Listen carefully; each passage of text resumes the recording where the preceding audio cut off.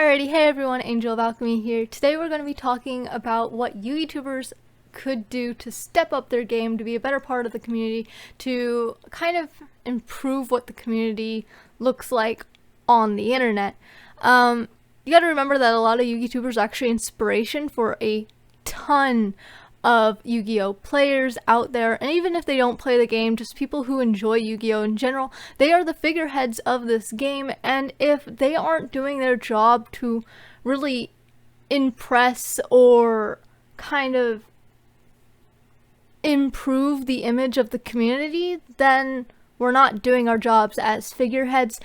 I myself have a lot smaller channel, but that still doesn't mean that I can slack off and become like just a nuisance. Or someone who fakes out their audience, you know? So I went on Instagram and I asked you guys, what is something you hate about Yugitubers? So today we're going to discuss some of the things that our subscribers don't really appreciate coming from us.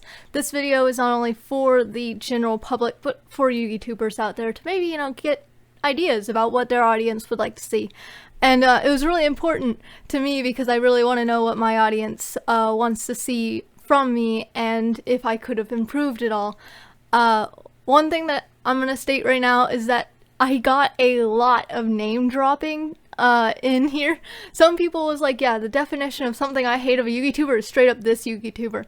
I don't name call out anyone on my channel unless it's for a shout out.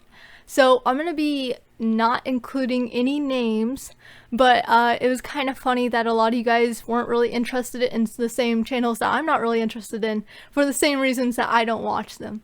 But let's get into it. The first one is fake thumbnails or excessive reactions, but that's Yu-Gi-Oh! Or that's YouTubers in general. Yeah, that really is YouTubers in general, but I completely agree. Fake thumbnails or misleading thumbnails are the worst. Especially because you'll go, hey, that seems like, you know, it could be really fun. That sounds like I could get a whole lot of laughs. That sounds interesting. I'm gonna click on that. And then it's just completely not what you expected.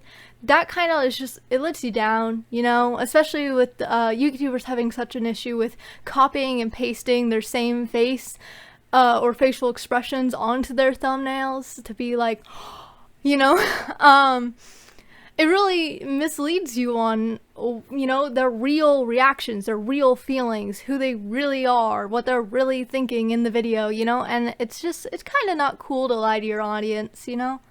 So let's see. We got another name drop.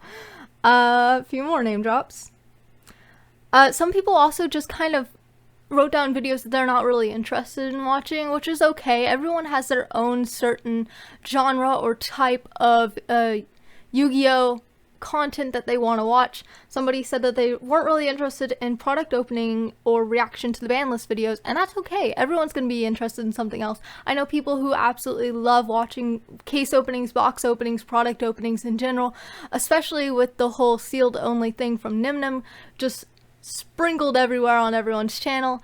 That is definitely for a certain type of audience. It's definitely okay to not like every piece of Yu-Gi-Oh! Content out there. Some people don't really appreciate my ASMR stuff, and to be fair, I don't really like filming ASMR, but I do it for the people who do enjoy it, you know, and it's okay for some people to enjoy it and other people to not, as long as you just kind of, instead of going to the video that you know you're not going to enjoy and disliking it because you know you're not going to like it, I would just scroll on past it. Don't waste your time on it, you know?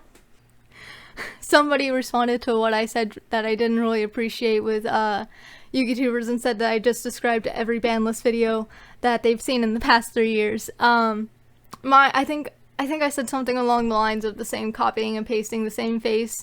It really bothers me. I feel like it's really lazy when somebody takes the same generic thumbnail look and uses it over and over again. It's one thing if you have a certain layout for like deck profiles or something, or YCS deck profile reviews or things like that.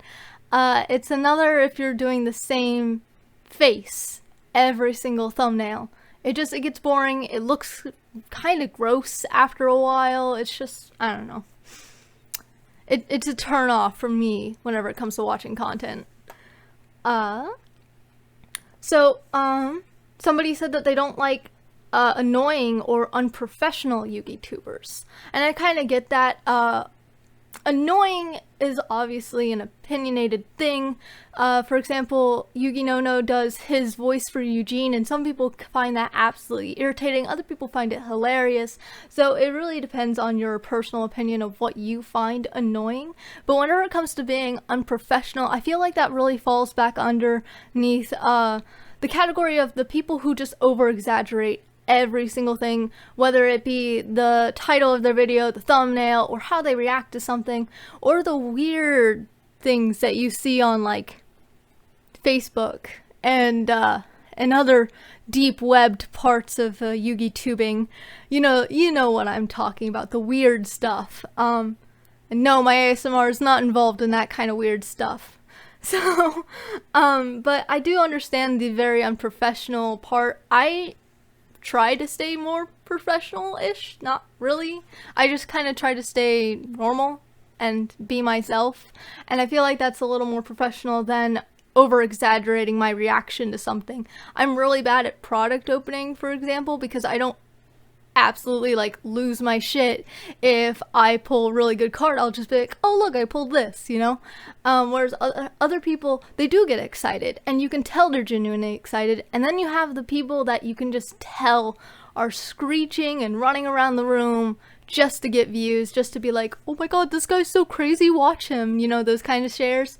I don't really find that very like entertaining for me. It's just kind of like, dude, why are you doing this? You know, like, I get it, it makes you money and stuff, but at the same time, like, where's the honor, you know? Like, did you lose your dignity somewhere?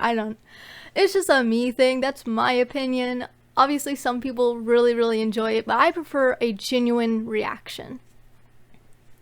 We have another when they overreact. Sometimes the redundant content that almost all of them do in the same time lapse. Okay. This is one that I also agree with. I think whenever they're saying the same time lapse, I kind of mean like whenever somebody has like a case of a new product and they'll open one box every video instead of opening like 2 boxes and doing a time lapse over like the same, like whenever somebody like opens the first few packs and then you kind of get into the same stuff you've been seeing over and over again, and instead of time lapsing it to be like, you know, music over it and then kind of stop on like the maybe one card that's really cool that you pulled and then keep going with the time lapse, and you know, just kind of shove as many boxes in the one video as possible in a nice, you know, entertaining way. Some people will take one box from the case of boxes that they have and do one video on each box and upload them all on the same day at the same time, and some of them have thumbnails, but they're all like the same, and those are annoying and boring. And you know, it's the same thing with the people who go and review top whatever decks at events. It's the same-ish thumbnail, but the redundancy comes whenever they did top 3rd, 5th, 7th, 16th, whatever is all Sky Striker stuff, and then you'll have like 2nd place is something weird, you know? And for the most part, your feed is just flooded with Sky Striker videos, and it's all basically the same Sky Striker deck, you know, with maybe 1 or 2 card differences in between the two. That can become a little redundant, but you know, that is somebody's content, that is the way that they do their content, so it makes sense. Alrighty, sorry about the weird cut. My gallery actually stopped working, so I had to turn on my Wi-Fi, go find my story in my archives, blah blah blah blah blah. But I found everything, and I also found my answer for what I didn't really appreciate from Yugitubers is that I hate when a Yugituber is obviously fake, when they copy and paste the same shocked face onto every thumbnail and talk/act stupid on purpose for views instead of being a real person. That's exactly what I said, so now we know, yay. Alrighty, so here's one that I saw a lot of actually, was clickbait in any videos. You know, especially videos titled The Best, or Most Broken, or, you know, You'll Never Believe, or something like that. I don't know. It's just, a lot of the times whenever a thing says the best, you can click on their channel and realize that every deck they've ever posted is the best, you know? And obviously not every deck that is out there is going to be the best, and every deck profile for it is going to be the best, especially if it's coming from one person. This game is too advanced and too vast for somebody to create the best version of a deck every single time. It's just not possible. Just because a deck topped doesn't make it the best deck ever. It doesn't make it the craziest deck ever. Now you can do a video where it's like talking about the best decks in the past 6 years or whatever, and that could be really cool. But whenever it's just deck profiles of the best deck ABCs or whatever, it's like, but did you really make the best version of it when every other deck is supposedly the best? You know, it's just, I don't know. I also don't really like that. I just feel like it's over exaggerating. I feel like it's lying to your viewers, because not every deck you can make is the best. Personally, if you see somebody go like, you know, this deck is broken or crazy, and you can click on their channel and realize they don't do that for every video, that probably means they're really super proud of what they made, and they truly believe that it's something that could be changing to the game. And those are the videos that will capture my attention. But if they say everything is the best, then it's just going to be another basic deck profile in my views. So, I don't know. That's just my opinion, and apparently the opinion of other people who subscribe to our channels. Alrighty, so I'm going to read off a few of these because some of them are just things I talked about. Somebody says, I hate excessive replay videos. Somebody else says, some of the cringe intros. These two are kind of similar. Most of them over-exaggerate. And then somebody else says, overhyping / underselling cards. Overhyping and underselling cards is pretty important. Once again, it is kind of, on one hand, it is kind of lying just to get views, and you can kind of tell the difference between somebody who genuinely thinks a card is going to be really good because they'll express how they think it's going to be good, versus somebody who has heard other people say it's going to be really good, so they're like, oh yeah, this card is broken, you know? And it's like, okay, why? How? Are you going to pick it up? You know? And the sad thing about overhyping product is for people who don't really understand the way certain cards work or how certain pricing works, is that it does boost the market a little bit and makes cards a little bit harder to get for certain budget players. Obviously that's not the case with every card. Some cards, you know, somebody overhyped and then they realize, you know, the public gets a hold of it and it's like, this card isn't really all that great, and its price starts dropping. But other times it does become a little bit harder to get those cards just because they were overhyped and they turned out to not be that great. Now, there are some cards that are overhyped for a reason, and not really overhyped, but they are hyped for a reason because they are really good, and their price is outrageous, but, you know, the card is good and everyone's trying to get a hold of it. So obviously I don't do market watches, but overhyping or underselling cards is something that can be a bit of an issue. Once again, it comes mostly down to the people who like to over-exaggerate their content to get views. Oh. Okay, so for our next one, we have a really, really good point here. Somebody, please excuse me for a moment, because I'm going to have to, like, reiterate how they said it, because it, you know, the question box only gives you so much to work with, so sometimes people have to like cut their sentences short. But basically, essentially what they're saying is that they don't appreciate the way some people will say things that we all know aren't cheap or easy to get a hold of are cheap or are easy to get a hold of.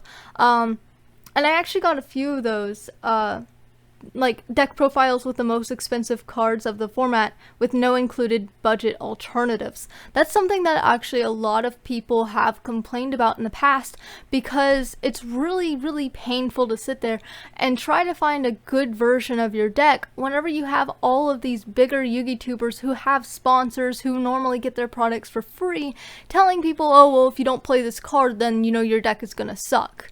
When in actuality, yes, playing that card, it is expensive for a reason. Playing that card will make your deck better, and in the long term, in the short term, it doesn't really matter. It will make your deck better, and especially at a certain number.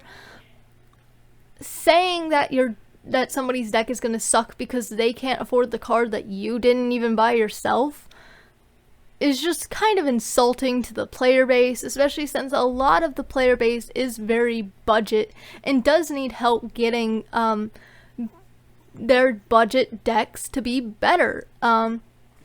And yes, some people do save up for those cards or splurge a little for those cards, but at the same time, a lot of those people who have them had to hard draw them. To sit there and say, oh well, this is going to be a budget deck profile and then throw 3 extravagance in it is not really cool. At least at the beginning of your video, say, hey, this deck is mostly budget. There is a card or two in here that is on the more expensive side, and we could talk about alternatives for it whenever we get there, but just know that this deck could be made for budget, and then discuss with your people and your audience how they can make it budget. I don't know if you can tell, I'm kind of hiding my chest because like whenever I do videos, I get like nervous, and so I get like these splotches on me and I'm like super shy about it. I'm sorry. Alright, overreacting to small changes on the ban list, saying it will change the entire game. This is something I also find really annoying. Whenever somebody's like, oh yeah, this ban list is broken, it's busted, it's gonna change the whole format. And in reality, it was like 1 card was changed, you know? Because lately we've gotten quite a few ban lists that in reality didn't change anything. They either hit something that didn't need to be hit at all, or barely hit anything at all, and then just kind of like blindsided the public by giving us 1 copy of something that had been banned, or, you know, semi-limiting a card that was limited. And it's kind of insulting to me personally, but I can't control Konami and what they do. However, we as Yugitubers can talk about how the ban list is actually going to possibly change the format if that's something that you do on your channel. Sitting there and opening your video with ban list reaction, you know, and then kind of being like, oh my god, oh my god, oh my god, oh my god, oh my god, this card at 1, broken, busted, I can't believe they did that, who would have guessed? And like your entire comment section's like, bruh, we all knew that was gonna happen. What are you talking about? You even said in your videos that it was gonna happen. Why are you acting like this? I just feel like we don't need to act that way. Yes, being excited about something coming back or getting hit that needed to be hit is it is exciting. It's exhilarating to sit there and go, wow, thank God that's off the list. We needed that back. Thank you, Konami. Is good enough. Sitting there and like flipping your chair back and forth, or, you know, like knocking your camera off the table and doing a dance or whatever, it isn't really necessary, especially if it's something super small that everyone knew was already going to happen, or something that nobody cares about happening on the ban list. I feel like there's a whole lot of ban list reactions that don't really talk about the things that could have been done that wasn't done. Instead, they overreact the very, very little, very simplistic things that Konami did on the ban list. And they don't talk about how it's not going to change the format or how it is going to change the format. They just over-exaggerate it, you know? So, I don't know if you're seeing a theme here, but over-exaggeration is not something, at least, the subscribers of my Instagram really appreciate from Yugitubers. Then we have money flexing mini Yugitubers, such as a name that I'm not going to drop because they kind of did it in a way that I can't really, I don't know. Not everyone can buy 3 souls. It's funny that you mentioned souls. Not everyone wants to buy 3 souls anymore. But, yeah, money flexing is something that kind of is harsh to be like, yeah, you have to play 3 extravagance. And then they do, like, every single deck profile has those same 3 extravagance. And it's like, do you really have 80 playsets of this card? I don't think so. How many decks are you playing? Really, you know?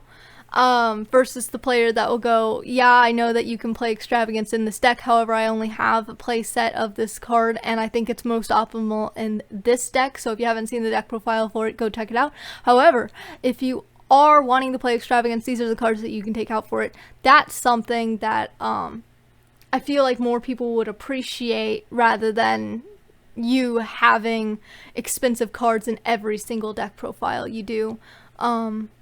I just feel like it connects to the audience a little bit more to not only show non-budget sides for the people who can afford those cards, but to also give budget alternatives to the majority of the people who have to either hard pull those cards, trade for them, or just live without them, you know? Okay, somebody else says when all they talk about is what is completely viable. I get that. Some players are more meta than others, so I feel like this is another opinionated thing that's gonna base channel to channel, and that nobody really has to change it. But some players like to keep updated with the more meta part of the community, while others try to keep updated with the more casual part of the community, and some people try to linger in between. So whenever it comes to viability, especially in the meta or rogue section of it all, that is a personal choice whenever it comes to how they're gonna do the content on their channel. Alrighty, so it looks like the rest of the comments down here are mostly about how they just don't appreciate, sorry, my phone's blowing up. They just don't appreciate whenever somebody says they're going to show them a budget deck profile, and then it turns out that they have non-budget cards in there with no alternatives, or people that that kind of think throwing money into a deck or getting your sponsors to send you free cards that are really expensive and building the most meta deck that you can makes you better than everyone else just because you have, you know, a big channel base. Whether you have tops or not, it seems like the audience doesn't really appreciate people who say, oh, well, I have money, and they just kind of flash it into their face and go, if you're not playing this really expensive card, then you're a dweeb, or acting better than them because they have money or because they have sponsors. And I gotta agree with that. You know, treating your audience properly is a big part of something that does need to change. It needs to happen. I understand that sometimes not everyone can spend time talking to each fan individually and having conversations with them, especially as your channel becomes bigger, but ignoring your audience or having arguments with them or calling out a certain part of the community and saying that they're not going to be good or able to play a deck just because they don't have money or sponsors or tops or whatever isn't really appropriate, and I think that's something that we need to change. I think a big part of this that I took out of it was that the community seems to not really appreciate over-exaggeration that is, in the end, lying. It's one thing to be excited about something and to react in a way that shows excitement. It's another to sit there and change your personality, change your persona, and act like a complete maniac over the smallest details of everything. To be like, oh my god, I pulled this card, look at how cool this card is, oh my god, it's shiny. And it's like, this card isn't that good. You can't play this in every deck. What are you talking about? You know? I feel like we need to stop lying to our audience, and that really should be it. You need to stop lying to your audience.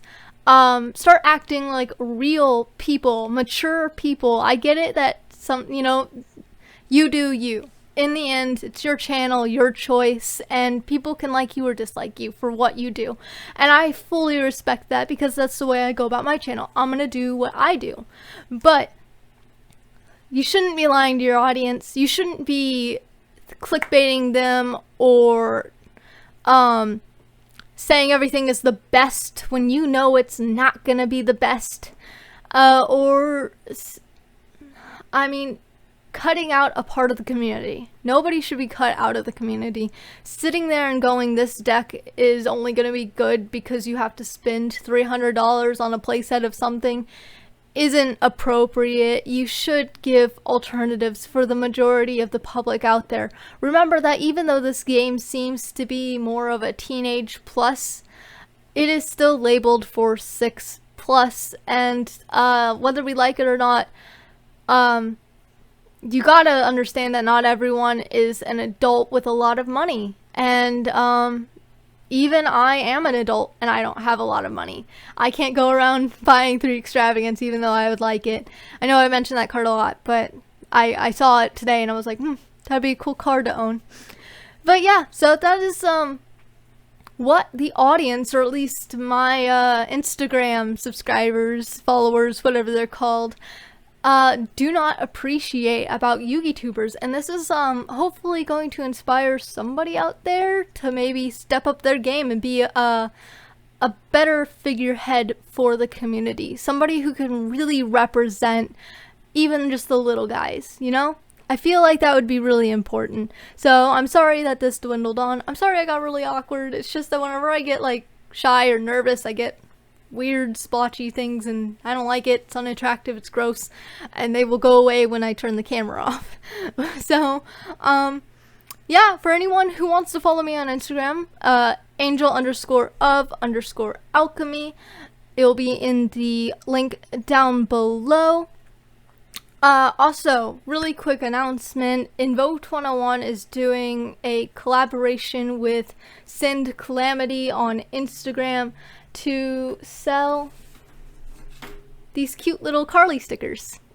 And you can use the code, I'll leave it down in the description, all caps, Invoked 101, whenever you purchase one of these, to get 20% off. So a lot of people say that I look like her whenever I take off the wig and I put my glasses on. So if you want a really cute dominatrix Carly, definitely go check out Send Calamity on Instagram, link in the description down below. And you know, supporting him will support us a little. So yeah, definitely do that. If you enjoyed this video, like it please, and leave me sweet comments down below. Bye.